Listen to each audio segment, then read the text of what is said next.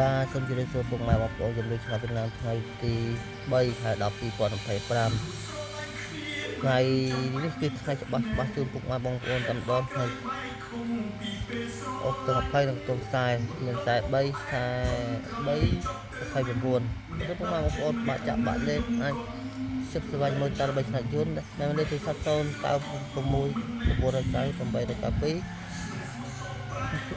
ហើយពុកម៉ែបងប្អូនអាចឆាតតាម Facebook តាមល្បិចស្នាក់យន្តដែលមានសុនអ៊ូខំជាសម្គាល់តាមដង